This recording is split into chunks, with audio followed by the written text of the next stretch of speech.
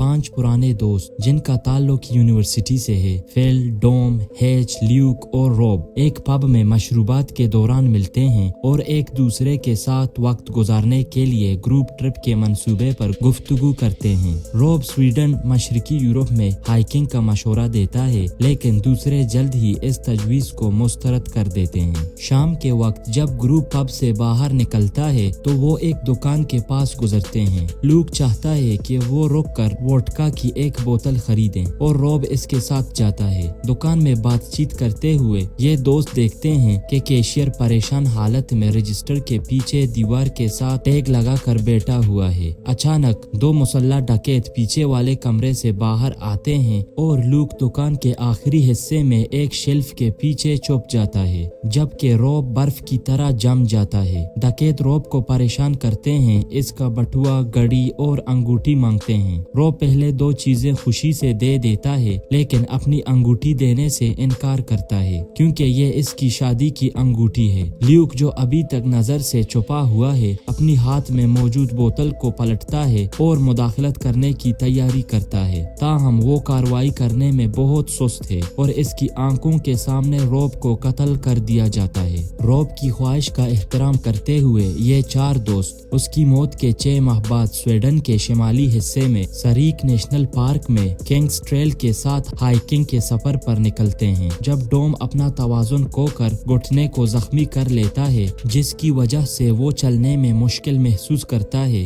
हेच नक्शे का जायजा लेता है और फैसला करता है कि एक मुतबादिल रास्ता जो ट्रेल से दूर एक जंगल से गुजरता है उन्हें आधे वक्त में मंजिल तक पहुंचा देगा। जंगल में दाखिल होने पर ग्रुप अजीब मनाजिर का सामना करता है, जिनमें एक कटा हुआ हिरन दरख्त की शाखों से लटका हुआ है और दरख्तों पर अजीब अलामतें नजर आ रहे हैं। जब रात होती है तो एक तूफानी बारिश उनको भिगो देती है। पनाह की तलाश में वो एक खाली केबिन पर पहुंचते हैं और फैसला करते हैं कि वो अंदर जाकर रात गुजारेंगे। केबिन के अंदर उन्हें दीवारों से लटके हुए हार मिलते हैं जो दरख्तों पर बने हुए अलामतों से मिलते जुलते हैं। केबिन की दूसरी मंजिल की तलाश करते हुए फिल एक अजीब लकड़ी का मुजस्समा देखता है जो एक बेसर इंसान की शक्ल का है, जिसके हाथों में सींग है। रात के दौरान चारों दोस्त बुरे ख्वाबों में मुब्तला रहते हैं। अगली सुबह जागने पर लूक को मालूम होता है कि उसके सीने पर अजीब छेद के जख्म हैं। ग्रुप फिल को छत पर पा लेता है जो नंगा है और मुजस्समे के सामने दुआ में झुका हुआ है। ग्रुप केबिन छोड़कर जंगल में गहराई में सफर जारी रखता है, रास्ता तलाश करने की कोशिश करता है। जब लूक एक ऊंची जगह पर चढ़ता है ताकि अपने मकाम के बारे में कुछ अंदाजा लगा सके, तो वो दूर एक दरख्त के तने के गिर्द इंसानी शक्ल का एक हाथ लिपटा हुआ देखता है। जब वो अपनी दरियाफ्त के बारे में ग्रुप से बात करने की कोशिश करता है तो डूम इसकी रिपोर्ट पर शुकू करता है। इस बहस के दौरान डूम ये इंकिशाफ करता है कि वो लूक को रॉब की मौत का जिम्मेदार ठहराता है और डकैती के दौरान कार्रवाई न करने पर लूक को बुज़दिल करार देता है।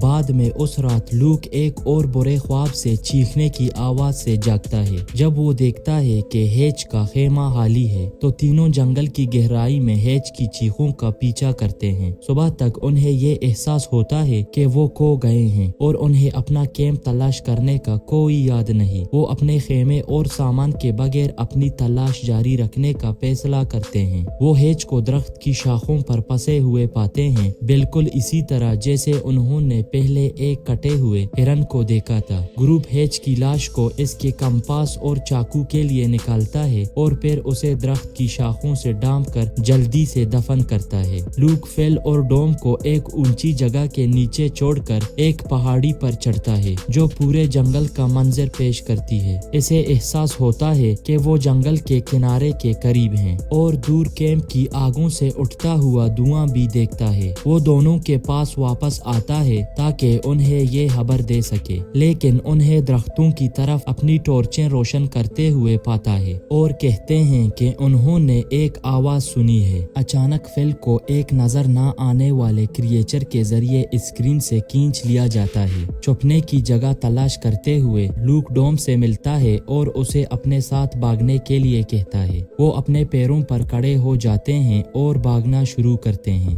क्रिएचर उनका पीछा करती है। वो एक दरख्त की शाखों में फिल की लाश को गुजरते देखते آتے ہیں جو مشالوں کے راستے کے قریب ہے جو ایک چھوٹے گاؤں کی طرف جاتا ہے۔ وہ پہلی عمارت میں پناہ لیتے ہیں اور کیبن کے فرش پر گر کر بے ہوش ہو جاتے ہیں جہاں کے مکین انہیں بے دردی سے پیٹتے ہیں۔ جب وہ جاگتے ہیں تو خود کو ایک تہ خانے میں اپنے ہاتھوں میں بندھی ہوئی حالت میں پاتے ہیں۔ ایک بوڑھی عورت تہ خانے میں داخل ہوتی ہے اور لوک کے سینے پر چیت کے نشان کی جانچ کرتی ہے۔ وہ اپنا لباس نیچے کرتی ہے تاکہ اپنے سینے پر ایک سملر نشان دکھا سکے۔ پھر وہ تہ خانے سے نکلنے کے لیے مڑتی ہے اور ایک غیر ملکی زبان میں حکم دیتی ہے جس پر دو آدمی ڈوم کو پکڑ کر کیبن کی اوپر والی منزل کی طرف لے جاتے ہیں۔ ایک نوجوان عورت تہ خانے میں داخل ہوتی ہے اور وضاحت کرتی ہے کہ قربانی کے لیے تیاری کی جا رہی ہے۔ کچھ وقت بعد ڈوم کو تہ خانے میں واپس لایا جاتا ہے، بے دردی سے پھیٹا ہوا اور خون میں لت پت، مگر پھر بھی زندہ ہے۔ وہ لوک کو بتاتا ہے کہ وہ کریچر کے لیے انسانی قربانی کے طور پر پیش کیا جائے گا اور اسے بتاتا ہے کہ وہ فرار ہونے کا راستہ تلاش کرے اور گاؤں کو تباہ کرے۔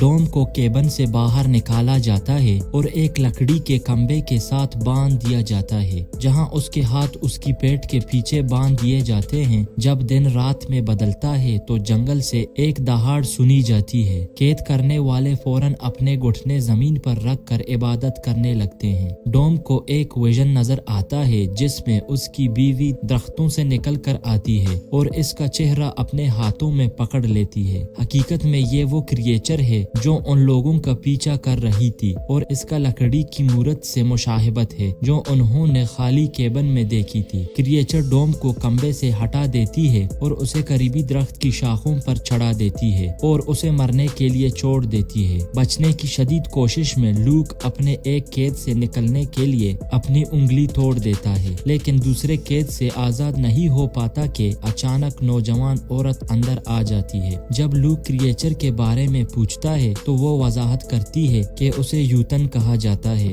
جو اسکینڈینیوین مائتھولوجی سے ایک خدائی شکل ہے اور وہ اس کے لیے قربانیاں پیش کرتے ہیں تاکہ انہیں لافانی زندگی مل سکے۔ وہ کہتی ہے کہ لوک ایک رسم میں حصہ لے گا جہاں وہ کریچر کے سامنے جھکے گا اور اس فرقے میں شامل ہو جائے گا ورنہ مار دیا جائے گا۔ جب وہ جاتی ہے تو لوک اپنے قید سے آزاد ہو جاتا ہے اور تہ خانے سے نکلتا ہے۔ وہ کیبن کی اوپر کی منزل پر جاتا ہے اور بند دروازے کے پیچھے سے دعا اور چیخ و پکار سنتا ہے۔ ایک جلتی ہوئی مشال کے ساتھ وہ دروازہ کھولتا ہے اور ممی شدہ مگر ابھی بھی زندہ انسانوں کا ایک گروپ دیکھتا ہے جو ظاہر ہے کہ کریچر کی عبادت کے بدلے میں دی جانے والی لافانی زندگی کا اختتام ہے۔ ڈوم کی آخری خواہش کے مطابق وہ عبادت کرنے والوں کو آگ لگا دیتا ہے۔ یہ عمل یوتن کو متوجہ کرتا ہے جو جنگل سے نکل کر کیبن کو جلتا ہوا دیکھتا ہے۔ غصے میں آ کر کریچر باقی عبادت کرنے والوں کو مار دیتی ہے۔ لوک اس موقع کا فائدہ اٹھا کر بغیر کسی کو معلوم ہوئے جلتے ہوئے کیبن سے نکل جاتا ہے، ایک رائفل اور کلاڑی کے ساتھ مسلح ہو کر۔ جنگل میں بھاگنے سے پہلے لوک نشانہ لگا کر کریچر پر ایک گولی چلاتا ہے جب وہ ایک عبادت کرنے والے کو مارنے ہی والا تھا۔ کریچر اس کا پیچھا کرتی ہے، اس کی ذہنی حالت کو متاثر کرنے کی کوشش کرتی ہے تاکہ اسے بار بار آنے والے خوفناک خواب کے ہیلوسینیشن دکھائے۔ کریچر آخر کار اسے پکڑ لیتی ہے اور اسے کئی بار گھٹنے کے بل جھکنے پر مجبور کرتی ہے۔ لوک کو تسلیم کرنے کا موقع دیتی ہے۔ وہ ایک کلاڑی استعمال کرتا ہے جو اس نے پہلے ایک عبادت کرنے والے سے لی تھی تاکہ کریچر کے سر پر ضرب لگائے۔ پھر وہ سورج کی روشنی کی طرف بڑھتا ہے اور جنگل سے نکل کر کھلی زمین میں آ جاتا ہے۔ کریچر درختوں کی لائن سے باہر نہیں آتی کیونکہ یہ اس کا پیچھا کرنے میں ناکام لگتی ہے۔